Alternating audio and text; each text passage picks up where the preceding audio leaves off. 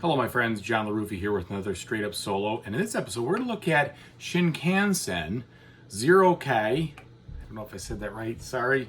Anyway, this is an interesting game about building a Japanese railroad roughly about 50 years ago, a little more.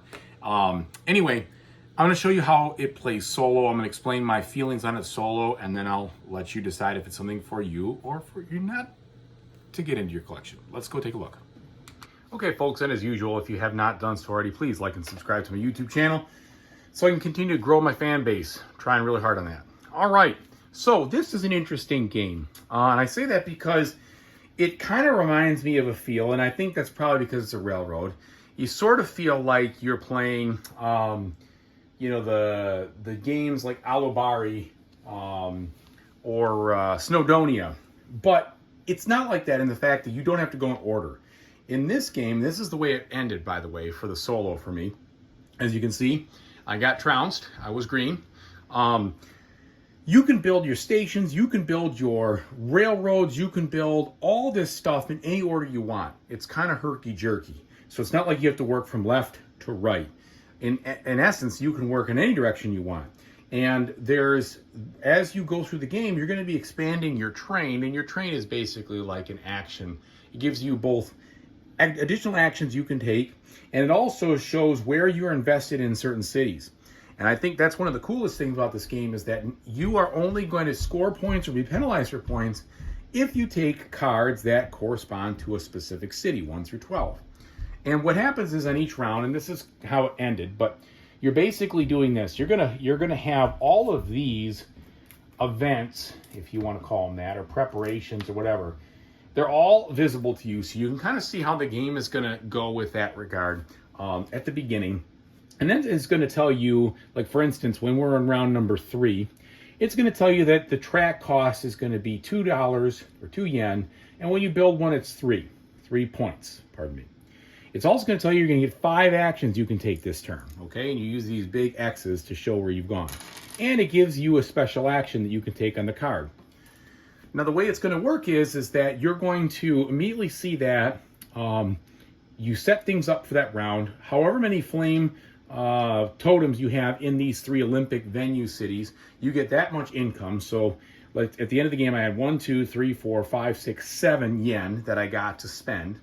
And then we go over here to this train carriage market, and we deal out a couple of trains, okay? And these will come out 1, 2, 3, and they will say on them a couple things. They will tell you the city that they count for. They will tell you how much they cost. They will also move a station color up on this station track, which is already resolved, but basically it's whatever's furthest on the track will score the most points. Second is second most points, and third is third most points. And it'll show you how much it costs to buy the card plus an additional monetary amount if there's already a station built on there, and then the actions you get. And when you get that, you put it into your train, you slide the back of your train out, and you put it in the back, wherever that is, okay? And that'll be an action that you can now use once per action round for the rest of the game. You also are trying to get the numbers here in the best order you can, and the only way you could do that is by going to this Olympic space, using the action here, and swapping around, one versus the other. Basically what you do is you're trying to take, like this 7 would be best if I had it right here between the 5, 6, 7, and then if I could do it again, I get the 8, 9, and at the end of the game, when those finish, for every card that you have that's in a consecutive row, 2 minimum, it's 3 points. The other thing at the end of the game is that when you score these cities, you will score each city according to the amount that the station is worth. So if you have, like I had this 6 city right here, and the 5 also, I would have gotten 6 points for both of those. Now, had it not had a track, I would have actually lost 3 points. If it had a track, but no station in it, I would have gotten no points at all, but I wouldn't have been penalized. If, like for instance, 7, no station, no track, I lost 3 points for that. And so you're trying to look, okay, I'm balancing the actions I get, which I need, with where my position is on the board, and trying to make sure that if I'm going to take that card, I'm not going to leave it to be in trouble and not to be fully developed, otherwise I'm going to be penalized. These other 3 spaces over here score for area majority. Basically, whoever's got the most tokens in one spot is going to get, they're going to basically be able to score that city again, which I think is kind of cool too. So it could be a double-edged sword. If I've got the most in this city in 7, that's not actually good because 7 was never developed. So in this case, in this game, I actually lost 3 points for being the majority person over here. Had I not been in the majority, I wouldn't have lost any points. So there's a little bit of that too. It's interlinked and it's kind of interesting in that regard. Now, how does the solo work? The solo works by, at the beginning of the game, you only start with this one and this one flipped up. The rest of these are hidden, okay? They're flipped over, so you don't know which cities are going to happen. And what happens is, when you get to that new round, as it goes over, you will take actions in each of these that show, that are flipped over on the board. So the very first turn of the game, you know what's going to happen. The AI player is going to take an action in Tokyo and to take an action in Atima. And basically, they're always going to take these actions in this order. They're first, if there's, and let's just say this was the way it is right here. Okay, perfect example. If they were going to play this right here, the first thing they would do was they would take the action to develop the site. They never pay any money. They would score the points. And then this railroad track will go on their card, which they would eventually be able to build later. If they came around again and the site is already developed, they would then build a station. They build a station based on whichever station gives them the most points at the time, scoring the points. And they would never pay anything again. Now, if there's a tie, they would look to see which of these stations is most valuable at the point. The third thing they would do in the next turn, as you can see, it'll do 3 things per city, is they're going to go ahead and if it's available, they're going to build that train station. They don't pay the cost, but they do score the points. So what they're going to do is they're going to rush to develop everything they can based on what they have here.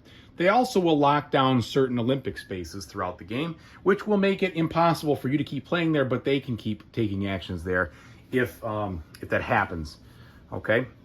And so so basically what you get is you get this interaction here with this AI player that is scripted, but you don't know what it's going to be. So it's fairly easy to do once you understand those are the 3 things they do all the time.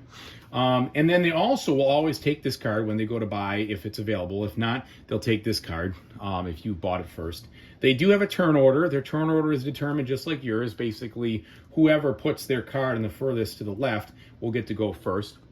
And anytime they would take money, they would get points. Anytime they get points, they get points. So it actually is quite competitive. They slaughtered me, but it is the first game. So I'm actually glad. I don't like it when I get beaten, or I beat the AI in the first game, especially, pardon me, when I'm loading or learning it. All right, so the other interaction is, like I told you, you take 5 actions, right? You can take them on your area for free unless they have a cost. You can take them on the current thing for the current event unless it has already been taken. But you can also pay $2 to him, which is essentially 2 points, to take an action on their trains as well. And so as they expand their train, they add different actions to the market. And so it simulates the feel of a 2-player game quite well. Overall, that's basically how you play. The game is played in 5 rounds. You're going to be growing your carriage each round. You're going to be developing these cities and trying to complete them. And a complete city would be, it has a railroad track, it has a station on it. And you're going to be trying to get the right ones and avoid the wrong ones in the cards that you have here. There's other ways to score points a little bit. When you build stations, you score some points. When you develop land, you develop the land, you score some points. But the rest of it is done at the end of the game. Oh, and when you build track, you score points. The rest of it's done at the end of the game. And that's pretty much the size of it. So now I'll go ahead and tell you what I think about it. All right, there you have it. Hopefully that helps you understand the type of game this is from a solo standpoint. I would say that I was surprised, and in a good way, about this game because it kind of had, I mean, a low 7 on ratings in Board Game Geek usually means that the game is kind of iffy for some people. But I actually really like this game. I liked it because of the interaction and the interlocking mechanisms. The way that you would get a carriage, which would then put you on the hook for making sure you dealt with that city. But you need the carriage because maybe you really need access to that action. And the action and the carriage determines on, or which card you take determines the turn order, which could be important if you're trying to be the one to build the spot where maybe the AI person's going to go, because you know what they're going to do.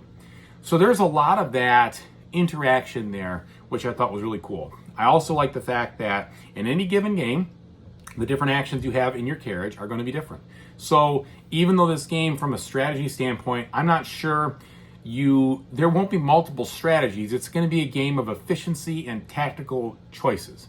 So you have to react based on what you have here. But the way you score points, you're not going to be able to neglect one area completely over another. You're trying to avoid the pitfalls of getting invested in something that's going to penalize you and maximize the spots where you're going to be put in. And you also, even still, you could get maybe 2 or even 3 cards. I don't know if there's 3. There's at least 2 of each card in the deck. There might be more. Where you double down in that city and say, oh, I'm going to get city number 6 because it's going to score high, and I'm going to make sure it scores high, and I'm going to get 2 of those cards if I can, and that'll double my points.